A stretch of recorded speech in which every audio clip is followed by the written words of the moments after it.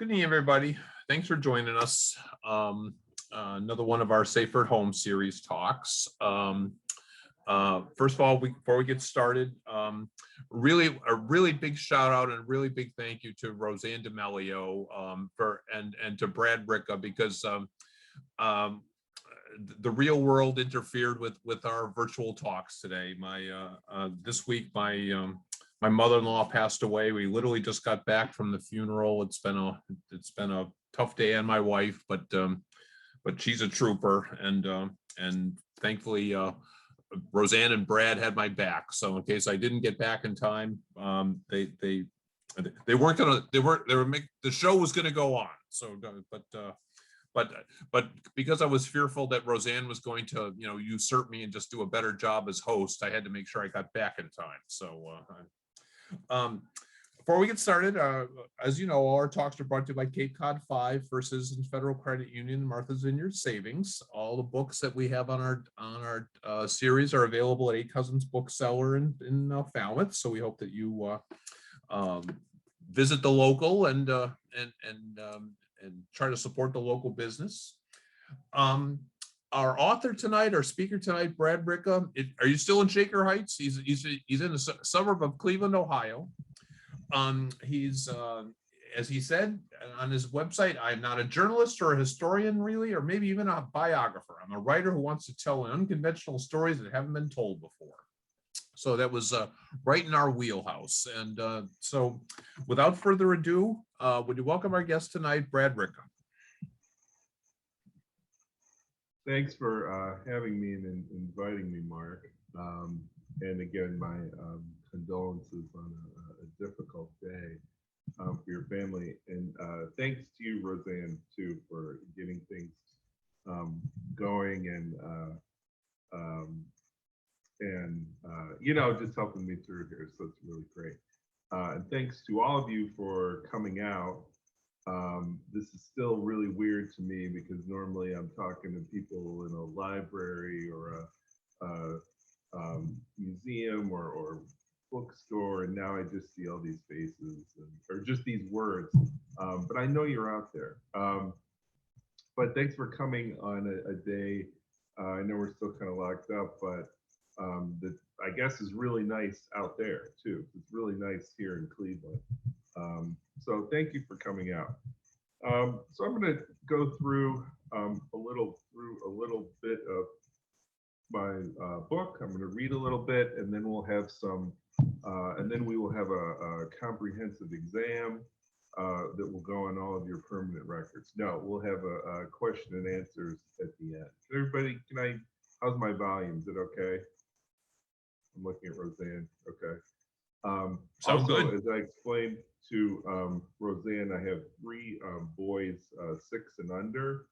So I apologize in advance for any screaming, violence, or nudity that may occur during our program. So just to warn you, hopefully we'll be okay. I'm locked away in a room here. Okay. My name's, as Mark says, is Brad Ricca, and today I'm going to talk about okay.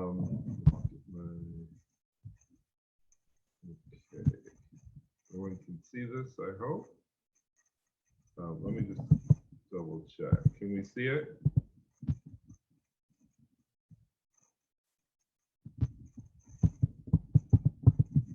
Can we see the slides?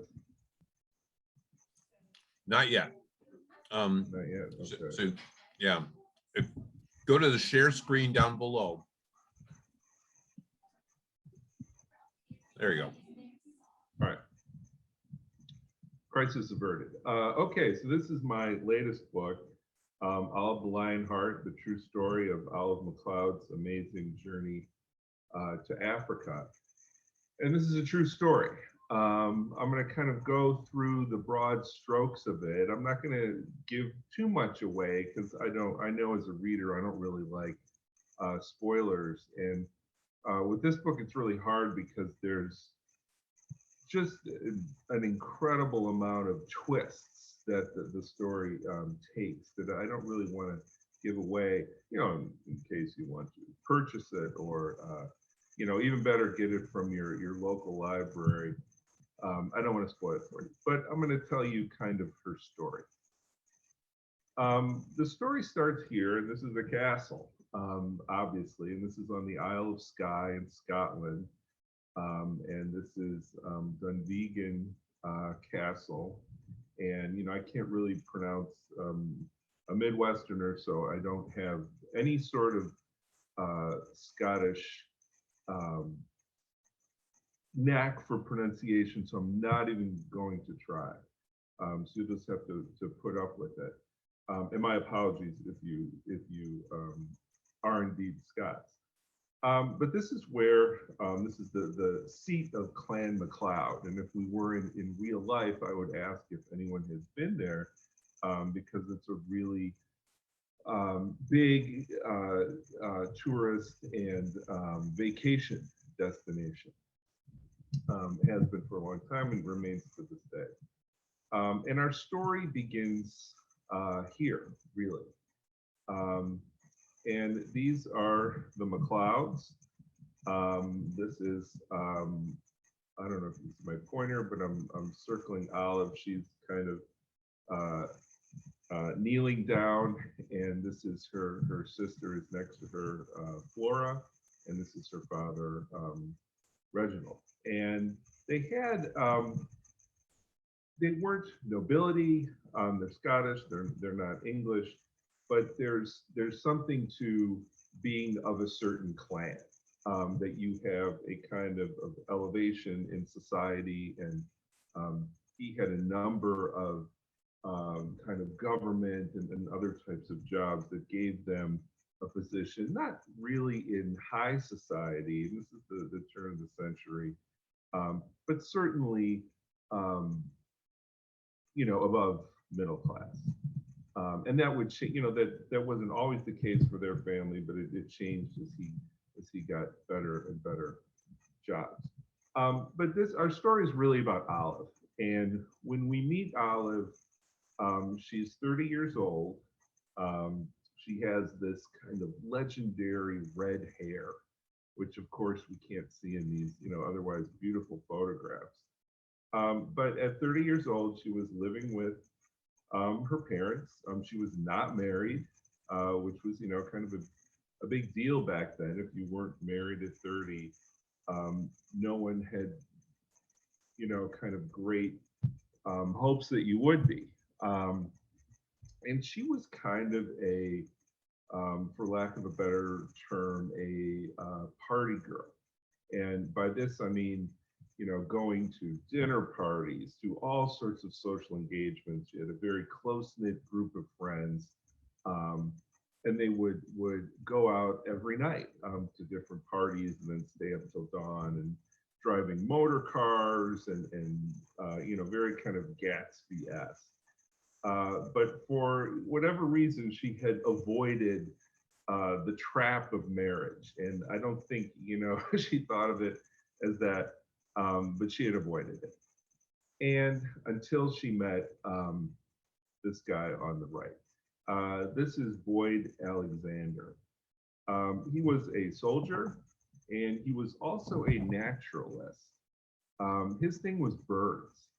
And he would go to, he served in Africa, but he would also go there on birding expeditions to find all these different kind of birds and find new species of birds and name them. And he was pretty well known for it. And Olive meets him, very early in the book. She's told that there's this soldier who lives sort of near, who has a museum of things he's collected from Africa. And she finds this just incredibly interesting. She doesn't find most things very interesting. She's very intelligent. She's very discerning, especially when it comes to men. And she hears this and says, well, I think I'd like to see this museum. And they get to the Alexander home, and she meets him, and he's kind of very quiet and dour, not not like Indiana Jones or someone like that. And she finds that he had just returned from Africa from an expedition, and indeed he was the only one who returned.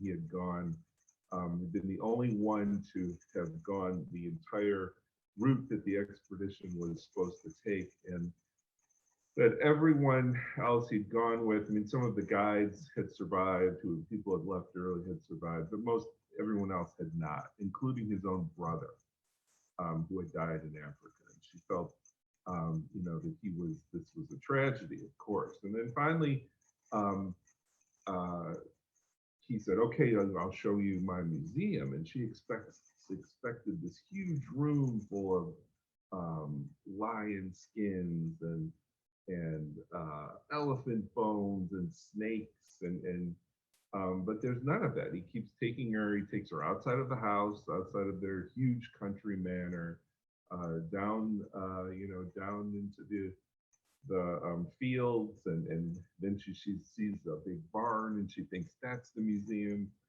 No, he keeps taking her along until they get to an outhouse, and it turns out his museum is in the outhouse, and she's horrified, and she says, I can't believe I came all this way to go in some grimy little outhouse, but she goes into it and she's astounded because it's filled with all this vegetation and it's filled with birds of all these bright different colors and all these different things she's never seen before. And it takes her a moment. She starts to shut the door. It's very small in there, and they're both in there together. To shut the door because she's afraid they're going to fly out, until she realizes that they're all dead. They're all stuck. And she still finds it just very remarkable. So at the end of this meeting, he says, I'd like to see you again. And she says, okay. And they start up a courtship that's very short. Because he is going on another expedition to Africa. And sure enough, right before he leaves, he asks her to marry him. And he leaves for Africa. I mean, this is, bad timing.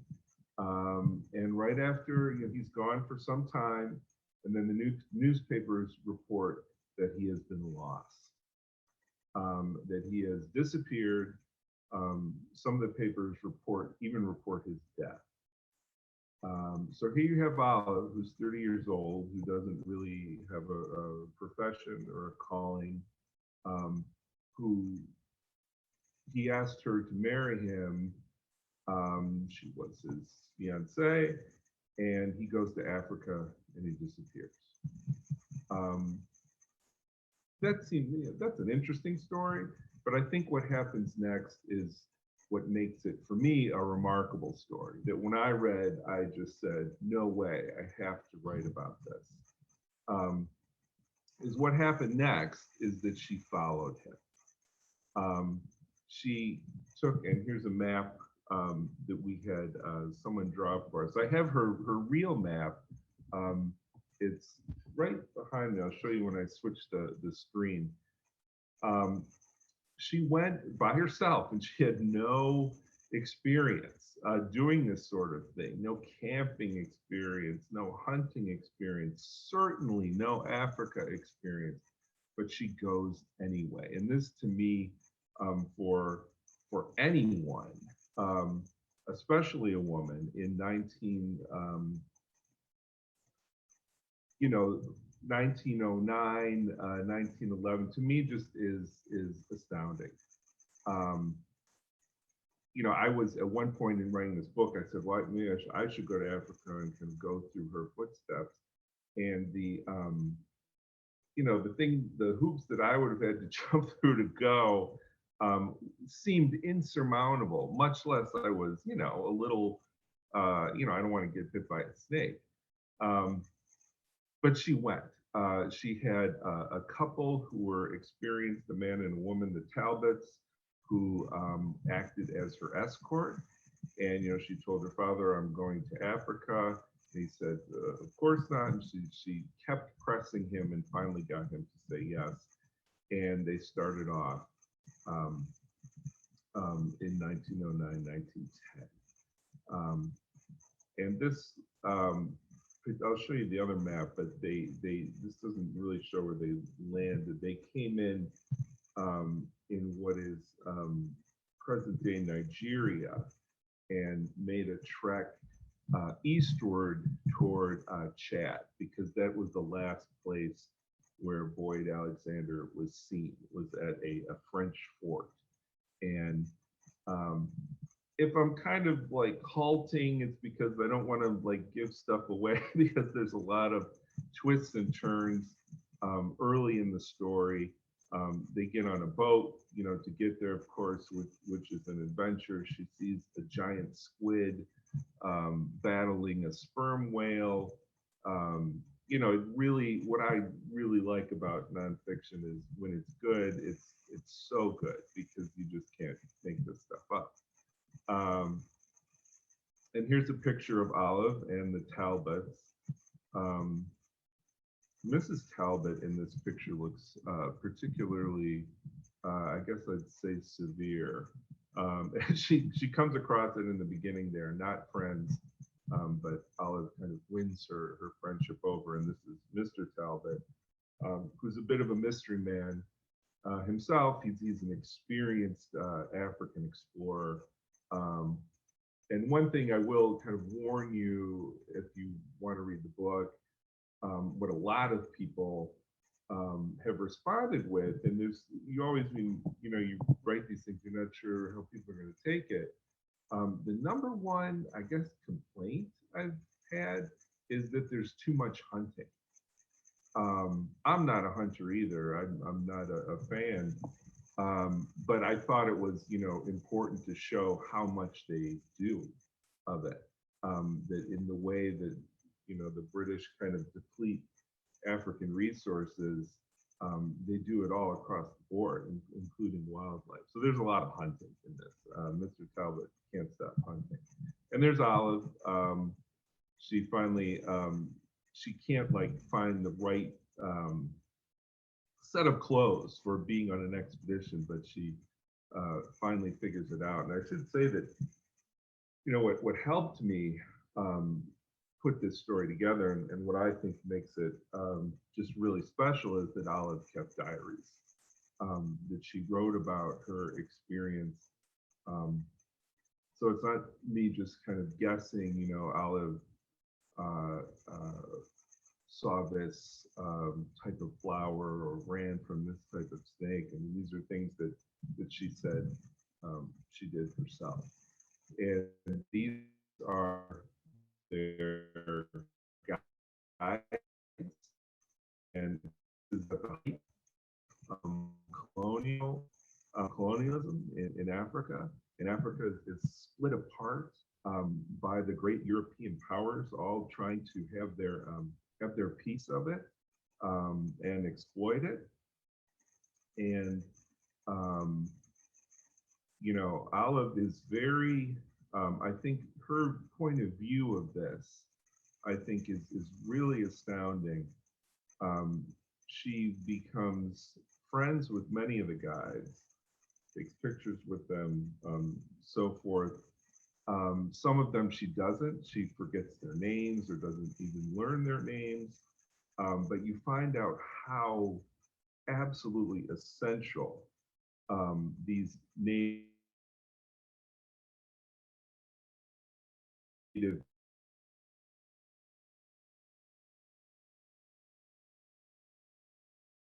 men and women were to expeditions like that. Only just small encounters, but really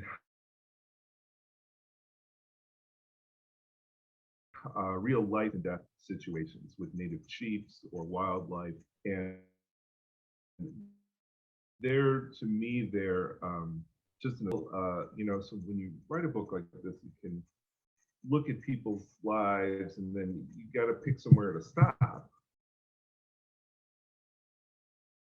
And so this book has a real natural stopping point. No spoilers. That was pretty dramatic. but for these for the native guides, I couldn't find. I knew, and I even knew many of their names. There's just no records. That if you're a white explorer coming from Britain, you know, there's a lot of records of your life. I can find out when you died, what you died of, and all this. But if you were, you know, living in Nigeria or Chad and working as a guide or a cook, you had to be there to know the person and write it down. Here's Olive being helped, and Mrs. Talbot being helped across a river. And there's lots of great parts that she describes in the book of, you know, getting across rivers and swamps. The guides are helping them. At one point, the guides take Olive and Mrs. Talbot and put them on their backs, and Olive is just horrified by this. Not the fact that she's on the back of one of the guides, but because her skirts are getting dirty. So she kind of pushes her guide off and makes her way across.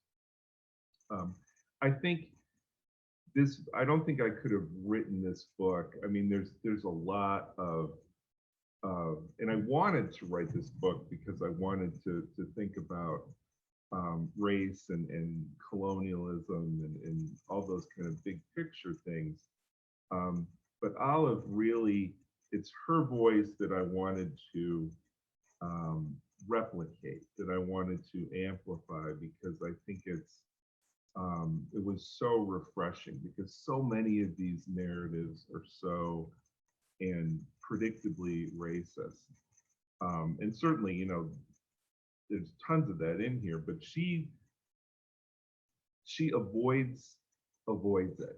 Avoids it, certainly not to the level of some of the other people, which I was just, you know, personally speaking, really grateful for. The other thing she does, so she has no, you know, she's looking for her husband, boyfriend, and she hates it, the trip in the beginning, because it's hot and she doesn't have the right clothes and her boots don't fit. But she starts finding a role for, and of course she's mourning. You know, everyone's telling her that Boyd is dead. Excuse me. But what she starts to do is starts to document her trip. And she does this in two ways. One, by writing about it a lot in her diary and journal, but also by taking photographs. She's given a camera right before she leaves, and she just starts taking photos of everything. And they meet all these different kind of tribes, and every tribe is different from the next one, and they're so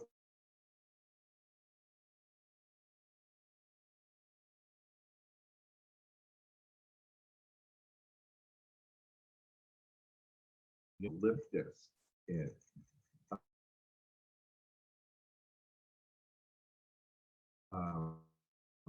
And this, of course, fascinates Olive. She remarks, you know, how painful it must be, but also starts collecting things. And here's where we get a little bit of the British colonialism, because, well, Olive's story is, you know, unknown, and that's why I wanted to write a book about her. If you go to the British Museum, there's tons of stuff that she collected and sent back. Now, she's always she paid for it all. She didn't steal it. But it's still, you know, it is what it is. But she takes all barters for all kinds of things, flags and bags, writing. She's into music, so she gets different kinds of instruments and that kind of thing. And she's also an explorer. I think my favorite chapter is she finds out some very unsettling news and feels like she needs to have a victory. You know, we all do this. And so she goes looking for these waterfalls that had never been seen before. They were called the devil in the forest, because natives would hear them and run because they thought it was a devil, and no one had ever seen the falls. No one meaning the white man. But none of the natives could point out where it was either. So they had just been overgrown or lost to time, and she finds them. And it's this really harrowing journey, and she finds these falls, and the French, who are there in the French region at this point, they're so flabbergasted that this 30-year-old Scottish woman found the devil in the forest, that they agree to name the falls after her, which is pretty cool. They also encounter great danger on their trips. There's a point, and I was going to read this part, but it's pretty dark. They come to a point where it's at night and they get off their canoe. For part of it, they're on horses or mules. For part of it, they're on horses. For part of it, they're on boats. Part of it, they just walk. They find this firelit ceremony, and they think it's a party for a successful hunting trip of hunting a lion. And they see this man in the middle, and he's dressed like a jaguar or a leopard, and he has claws in his hands, and they're doing this elaborate dance of back and forth, and it seems very symbolic until she realizes that, symbolic of the hunt and the animal. Until she realizes that they're fighting, that he's drawing blood with the claws, and they're trying to hit him with their clubs, and they see Olive and her friends and start to circle around them. And there's, for all these stereotypical myths and kind of bad stories about tribes in Africa, I mean, 98% of what they find is just these amazing cultures, but some of it is I guess the word is just, it's not violent. The word is just different. Where they come across a tribe who had never seen people like them before, and whether they felt violated that they had seen their ceremony, or they just wanted to attack, they do. And it results in a real harrowing chase through the jungle, led by the man leopard. And I found out that this was an actual cult in Nigeria, and it actually still exists today. And it's very strange, and it's very, very disturbing. And she was, I think, one of the first Westerners to come in contact with it. But meanwhile, the whole, point of her journey is what happened to Boyd Alexander. And this is Boyd, a picture in Africa with his faithful dog, Santome. And Boyd's looking not as healthy as his other picture taken at home, because Africa's tough. And this is his guide, and they have hard bits of information gets to, starts to reach them. They start meeting people who had seen him on his journey. And they said, there was something odd. And Olive wondered why he was going so far east, because the more east you go, you start to get to the Sudan. And Africa, the Sudan was, history, either present or back when we're talking about, the Sudan was a place of conflict and violence, especially between the British and the people who lived there. So they wondered, why would he go to the Sudan? So all these mysteries arise. And again, I don't want to solve them for you, but at some point in the book, she is given Boyd's diaries. So you have this extra level of, not only did I have Olive's diaries, but then she finds Boyd's diaries that tell what happened to him at that point, to that point. She eventually arrives here. This is the fort where he was last seen. It's a French fort, and they said, yes, he was headed east towards the Sudan through the desert. And she begins to get clues in his diaries of why that was. And here's the map. Here's Darfur. That's where he's going, and he was headed towards El Fashir.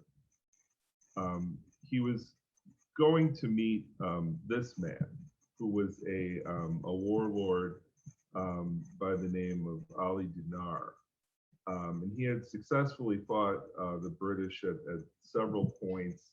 He was a holdout in this region that the English wanted to unseat, but he was very powerful. He had a huge army.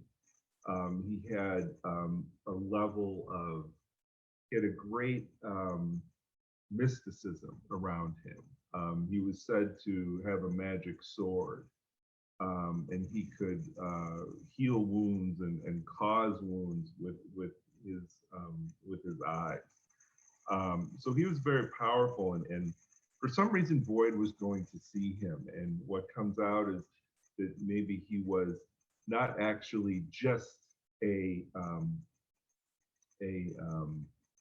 birder looking for birds in Africa, but that he may have in fact been a spy. There's Ali Dinar's magic sword, which was just sold a couple of years ago at Sotheby's. And it has a walrus portion to the hilt, which is incredibly impressive because I don't know how you get a walrus tusk in Darfur. So things happen, and not so great things, but Olive has a great time. She's given a pet giraffe by the French and names it Josephine, and this is Josephine. But even better than that, she's given a pair of pet lion cubs who become her constant companion on her trip. And there's lots of pictures of them, and they're great. Right there. And they really, I think, steal the show, even when things get bad in the story. The lion cubs, almost on the Zakis, they call them, almost show up almost on cue and throw something into the river or get into the food or break something, or one of them falls down a well. And here's one of them with Mr. Talbot. And they're inseparable with Olive. She encounters more characters. This is the great Gauranga, a tribal leader who kind of holds them hostage in a very, very delicate situation. Excuse me, and indeed poisons them. This is the Black Magira, who is a figure Olive sees on a horse, and she doesn't know what she's seeing because it doesn't move. And the natives, their guides, drop to their knees and say, "This is the Black Magira." It is the mother of the chief, who is long dead. So Olive doesn't know, is she looking at the body of the mother? Is this something else? Is this something magic? There's all this great African superstition and magic in this book that is sometimes just wonderful and sometimes just sends chills down your spine. It turns out that the Megira is something completely different. She climbs mountains too.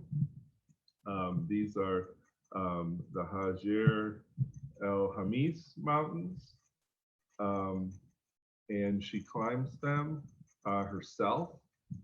She can't get up one of them. This is also the place where supposedly Noah's Ark found land. So it's of great biblical importance. There's also, it's an Islamic holy site. And I wanted to read just one little bit. I was going to read more, but I want to leave time for questions. There's an element to this book too that is kind of hard to get across in just telling you what she did and where she went. There's something about Olive's experience, and it has to do with Boyd leaving and then disappearing and what happens. But it's also more than that. It's also why she comes to Africa. But there's something to Olive's experience that is, I guess, otherworldly. That she sees things a lot of times that aren't there. And when I started to read this in the diaries, I thought, oh, this is just, writers do this all the time. This is metaphor, this is hyperbole. But it really wasn't with her.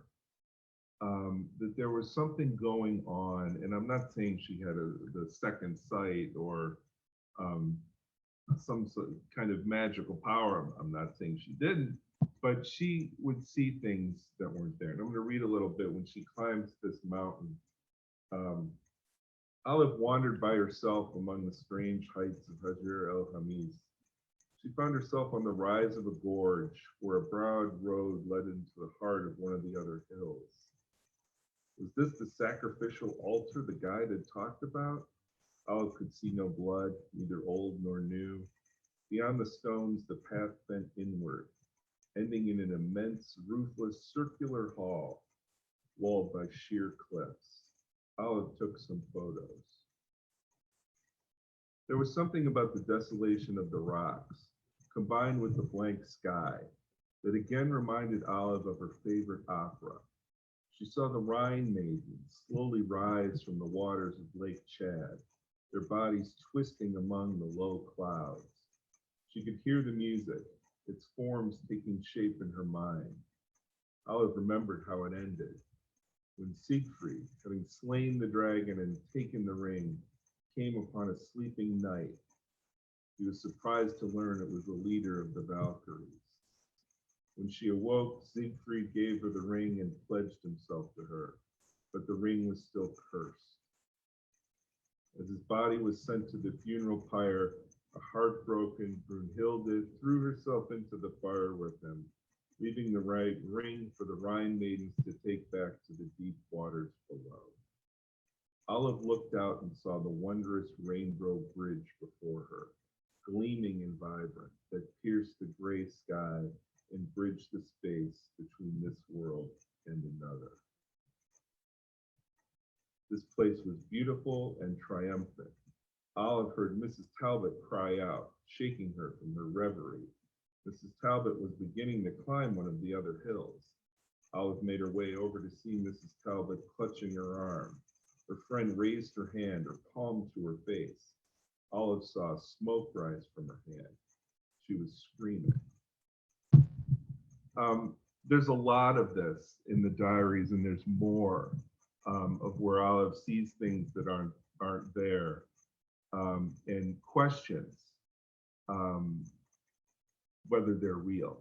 And to me, it was something that changed the book entirely for me, but also made it really much more powerful. I think Olive's a tremendous figure as far as somebody just, going to Africa. But the question for me was, why did she really go? And I think that's answered in the book. And it is not the answer I thought it would be. I'm just showing you some pictures here. They are in a canoe. They go to Lake Chad, which was very much unmapped.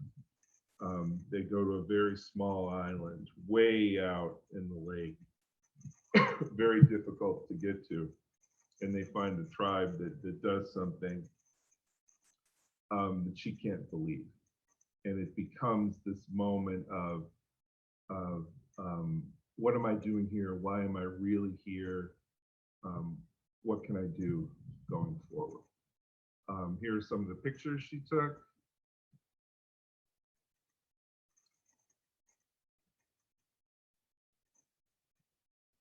And here is her journey. It took 9 months.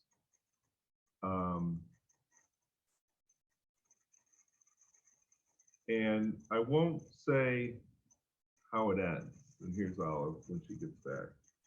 The red hair too, I should mention, just as much as so almost every native chief is obsessed with her hair.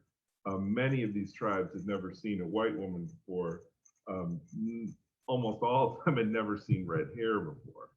And they beg her to see the hair because she always pins it up. And she finally does near the end, not for a chief, but for one of his 50-odd wives, who he's kind of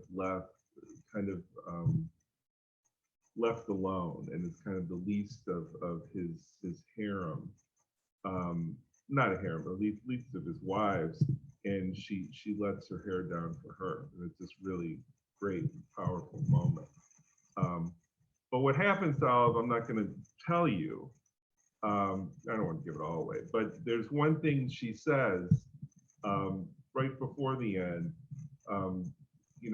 What did this trip mean? And she says, all the world is kin. And I really like that quote. And that when I saw that quote in the newspapers I was looking through, I said, I want to find out more about her. I want to hear her story. Who is saying that in this was in 1910, 1911 by this. Who's saying all the world is kin? We need to say that more now, right?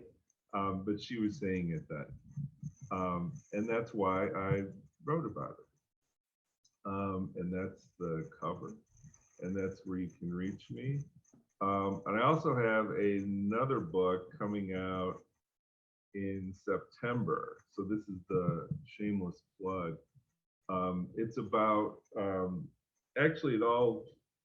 it's about a 1909 expedition of a British guy who goes after the Ark of the Covenant, and it's all true. And I'll stop sharing. And I hope that worked because I couldn't hear anybody. Well, speaking strictly for me, I'm a sucker for shameless plugs, so I appreciate that.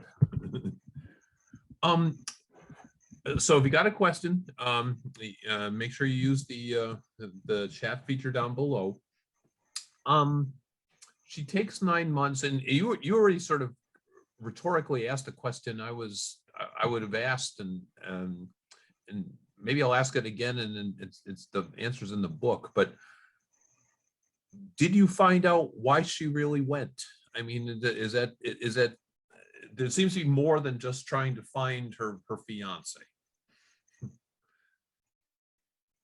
Yeah, I did. So I was writing a first draft, and it was really just that was the story. She went after the fiance, and I thought that was pretty big by itself. But it's still, there's part of it that just didn't ring true for me because, I mean, I'd like to think I would do that, but that's a big, that's a big thing. And it's, especially for her, that it's almost impossible that she did this. Um, so, I mean, but she did. So she doesn't need me second guessing her from the 21st century. Um, but then I found her diary, and the diary, you know, shows that I think to say it without saying it is she's going through some stuff. You know, and that to me made more sense, more real sense than following your boyfriend to Africa. Um, that his loss really affected her, as it should, disappearing like that, and that she was going into this trip. Um, and I'm not going to diagnose her because I'm not a doctor, but she was going into this trip. Um, yeah, with emotion, with she was traumatized by it. I think that's the best way, and I think she had an ulterior motive to going to Africa, and I know she did because she says it in the diaries, but it's heartbreaking. Um, but it also it makes sense. I didn't answer your question at all, Mark. Sorry. No, I don't. I didn't necessarily want you to give it away if the answer's Okay. in the book. I mean, but it's also too, as you just mentioned about your upcoming book, and it seems to me, first of all, can you reiterate, where did you find the diary? Where did you first come across this? Oh yeah, no, I should have said that. So it was, I found Olive's story just in a newspaper article. And I said, wow, you know, she goes, and it was just said, you know, she's going after him. And then you look the next day and there's nothing. So it's one of those stories that they just never followed up on. And I finally did more looking around and found some other sources and other things. And I said, okay, I think I have enough for a book. And I had it like pretty much done. And I looked for diaries. She had another big source that I used, but it wasn't a diary. It's more like a um, scientific journal of what she saw and that kind of thing. I looked for diaries and didn't find any. And then just looking around aimlessly, I got on some Scottish database. And you know, like when you're on like a really old library, I mean, I guess that's just me, 'cause I'm a nerd, but it's like really slow and you press enter and highlight this. And I found a reference to Olive Mcleod papers, and I couldn't believe it. And I wrote the person, you know, where these are, and we'll put you in touch with this person and this person. And long story short, I found they were in the castle, that's still there. And I had this great vision of myself, you know, kind of going across the lake, going into the castle and going in, and there's cobwebs and there's the diaries. Um, but we just found out we were going to have another baby, so I'm like, well, I'm not going to go to Scotland now. But I talked to the curator there. It was this great guy, and I'm like, do you have these there? And he goes, I don't know. I'm going to go look. And he looked, and I don't think anyone had knew they were there. I mean, I don't know, but he found them, and I said, you know, I can't come now. Maybe later on when things settle down. He's like, I'll scan them for you. And we had this like weird, like but really cool, because the time zones were so different that he would be like ending his day, and I'd be up at 6 o'clock with, you know, the baby or something, and he would just send me pages, and we both couldn't believe what we were reading because she had this like scientific version of what she did, which was very professional, very strong, great writing. But then the personal, and this is how I should answer your question. Then there was the personal version of what she went through, and it was totally different. It was like I say it's like kind of like Facebook. You know, everyone goes on Facebook. Oh, things are great. I just bought a sports car, and my kids go to Yale and Harvard. But nobody's that happy, right? And Oliva's the same way. She had this real life of her emotional life, and I knew that the book was going to change irrevocably, but it was just part. Um, just kept looking and a lot of luck. Well, you mentioned that your next book is about, the real life, looking for the Ark of the Covenant. And I'm watching these pictures and I'm reading some of these things. And this almost sounds like it's an Indiana Jones type adventure that she's going and she's meeting all these different tribes and people and going through these adventures. And, they're giving her lion cubs. And as you're reading this, what are you thinking? Yeah, no, that's how I again, she's of all the people I write some of this stuff for escape because I like learning about this, but I am always in awe of her out of anybody. I thought originally, oh, this sounds like kind of the female Tarzan, right? If she goes to Africa, but she was way cooler than Tarzan. Also, Tarzan wasn't real, and she was. She has no fear, which I think is part of why she goes. She doesn't. She's kind of given up a little, but she finds a strength there in Africa that really saves her. That gives her kind of this purpose. And yeah, no, it's exactly like it's a kind of life that it's like it would be a movie, you know. Not that this should be a movie, but the things she does are so far from my experience in Ohio that I'm in awe of her. You mentioned that there are references, or it certainly comes across as this very strong colonialist Britisher, in Africa. Give some examples of that. What jumped off the page to you that made it sound like she was this imperialist woman from the UK?